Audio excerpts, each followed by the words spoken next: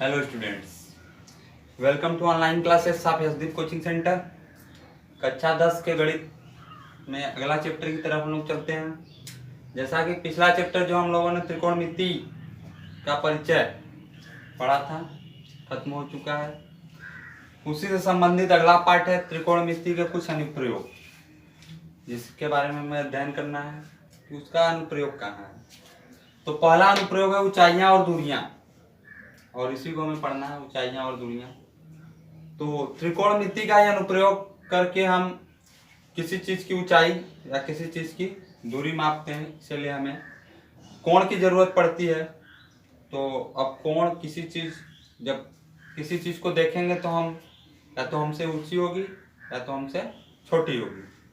तो जब ऊंची वस्तु को देखते हैं तो हमें अपने सिर को ऊपर करना पड़ता है, और जब गहराई में कोई वस्तु होता है, हम ऊपर होते हैं वस्तु नीचे होती है, तो देखना होता है तो अपने दृष्टि पटल को, यानी कि हमें दृष्टि पटल की जो रेखा है उसको हमें नीचे की तरफ करना पड़ता है। तो यानी एक बार हमें सिर ऊपर करना है, दूसरी बार सिर नीचे करना है। तो उस प्रकार से कोण दो प्रकार के हो जाते हैं इसमें। तो पहला कोण है उन्नयन कोण।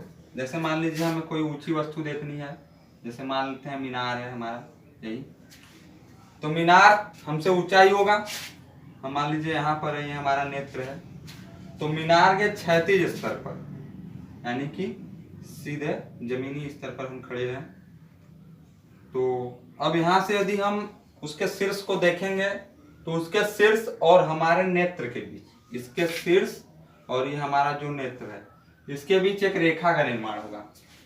इस दृष्टि रेखा को इसको हम किस रेखा द्वारा देखेंगे? दृष्टि रेखा। मतलब हमारे नेत्र और इसके शीर्ष के बीच जो काल्पनिक रेखा का निर्माण हो रहा है उसको हम क्या बोलेंगे?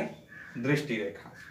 और उस दृष्टि रेखा तथा जमीन के क्षैतिज स्तर, यानी क्षैतिज स्तर मतलब हमारे नेत्र और उस मीनार के दूरी में जो क्षैतिज स्तर है उसके और दृष्टि रेखा के बीच, इन दोनों के बीच जितने कोण का निर्माण होता है उसे हम क्या बोलते हैं? उन्नयन कोण।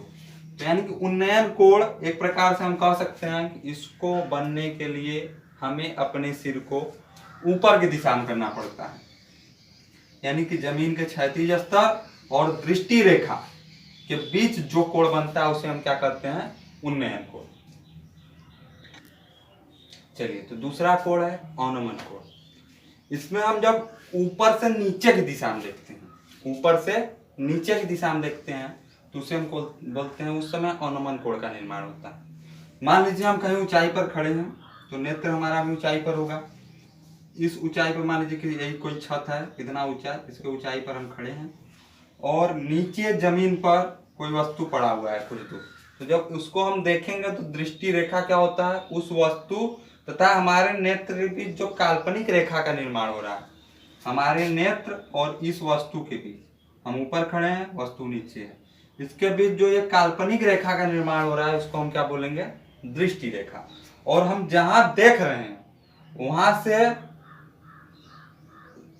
एक क्षैतिज स्तर का निर्माण होगा, एक सीधा रेखा का, हमारे आंख के ऊंचाई के बराबर एक सीधे रेखा का निर्माण होगा, जिसको हम क्या बोलेंगे? क्षैतिज स्तर। जहां से हमारा दृष्टि पटल है जो हमारा आंख का, उसके सामने जो रेखा सीधी जाएगी उसको हम क्षैतिज स्तर बोलेंगे। और हमारे नेत्र तथा उस वस्तु के बीच जो काल्पनिक रेखा का निर्माण होगा उसे दृष्टि रेखा। और क्षैतिज स्तर और दृष्टि रेखा, इन दोनों के बीच जो कोण बनेगा उसे हम क्या कहेंगे? अवनमन कोण। यानी कि जब ऊपर से नीचे की तरफ देखते हैं तो कौन सा कोण निर्माण होता है? अवनमन कोण। कुछ छात्र यह गलती करते हैं कि अवनमन कोण को यहाँ पर बनाते हैं इस जगह, जबकि यह गलत है, क्योंकि हमारे आंख का क्षैतिज स्तर यह नहीं है। हमारे आंख का क्षैतिज स्तर ये है। नेत्र के क्षैतिज स्तर और उस वस्तु के दृष्टि रेखा के बीच जो कोण बनता है उसे हम अवनमन कोण कहते हैं। तो हमारा क्षैतिज स्तर ये नहीं, हमारा क्षैतिज स्तर ये है और दृष्टि रेखा ये है। तो क्षैतिज स्तर और दृष्टि रेखा की जो कोण बनेगा उसे हम क्या कहेंगे? अवनमन कोण। ये हुए दो प्रकार के कोण, उन्नयन कोण तथा अवनमन कोण। तो प्रश्न है, धरती पर एक मीनार ऊर्ध्वाधर खड़ी है। तो धरती पर कोई मीनार एक है जो कि ऊर्ध्वाधर खड़ी है, यानी कि धरती से लंबवत सीधे खड़ा है। धरती के एक बिंदु से जो मीनार के पाद बिंदु से 15 मीटर दूर है। तो धरती पर एक दूसरा बिंदु कोई है जो कि मीनार के पाद बिंदु यानी उसके जड़ से 15 मीटर दूर है। मीनार के शिखर का उन्नयन कोण 60 अंश है। उस 15 मीटर दूर वाले बिंदु पर से कोई मीनार के शिखर को देखता है तो 60 अंश का कोण बनता है।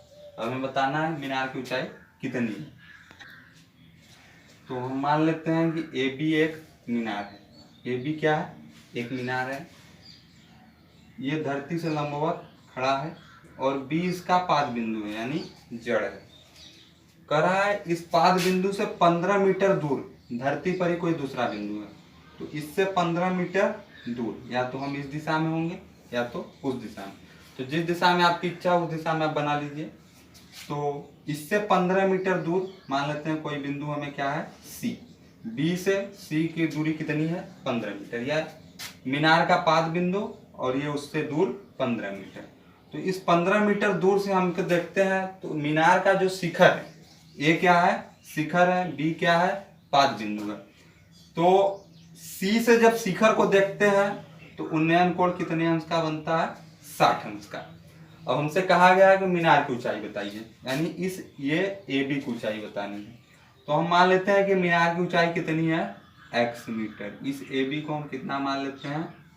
x metre. यानी मीनार की ऊंचाई हमने कितना मान लिया? x metre. माना ए बी एक मीनार है जिसकी लंबाई x मीटर है तथा इसके पाद बिंदु से 15 मीटर दूर एक बिंदु सी है तथा सी से इसके शिखर का उन्नयन कोण देखते हैं ए। तो कितने अंश का कोण बनाता है उन्नयन कोण? 60 अंश का कोण बनाता है। तो एक समकोण त्रिभुज एबीसी का निर्माण हो रहा है जिसमें हमें लंब x, आधार 15 तथा कोण 60 अंश का है। तो ऐसा कौन सा त्रिकोणमितीय अनुपात है जिसमें लंब और आधार है? तो या तो tan है या तो cot। दो में से कोई भी एक त्रिकोणमितीय अनुपात का हम प्रयोग कर सकते हैं, tan या cot का। तो चलिए tan का प्रयोग करते हैं। तो जैसा कि हम जानते हैं tan थीटा बराबर लंब बटे आधार। तो थीटा का मान 60 अंश है, कोण 60 अंश का बन रहा है। तो tan 60 बराबर लंब x बटे आधार 15। तो tan 60 का मान जहाँ तक हमें पता है करड़ी में 3 है। तो tan 60 का मान करड़ी में 3 बराबर x बटे 15। x का मान निकालना है तो 15 को पक्षांतर करना होगा, 15 इधर आएगा तो x बराबर 15 करड़ी में 3 मीटर। तो x का मान 15 करड़ी में 3 मीटर आ गया, अर्थात x हमने किसको माना था? तो मीनार की ऊंचाई को x माना था। तो मीनार की ऊंचाई कितनी हो गई? 15 करड़ी में 3 मीटर। अतः मीनार की ऊंचाई 15 करड़ी में 3 मीटर है। तो इस प्रकार हमें मीनार की ऊंचाई ज्ञात हो गई। आज के वीडियो में इतना। नेक्स्ट वीडियो में इसके आगे के प्रश्नों के साथ मिलेंगे। प्लीज चैनल को लाइक करें, शेयर करें और सब्सक्राइब करें तथा इन वीडियो को अपने मित्रों तक पहुंचाएं जिससे कि वो भी इसका लाभ उठा सकें। Thanks for today.